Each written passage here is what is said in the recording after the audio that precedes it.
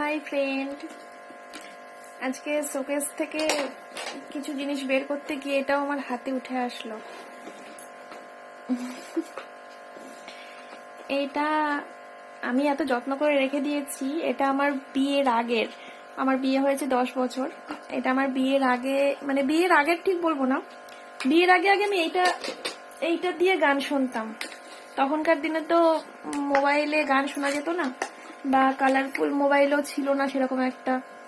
এই যে এইটাই গান শুনতাম, আর এইটারও আগে আমি এইটা ইউজ করতাম, মানে এইটাই গান শুনতাম।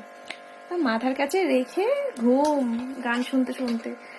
কত সুন্দর সুন্দর FM এর চ্যানেল, 92.7 বিগ FM, নীল আসতো, নীল বলতো, আমি নীল বলছি।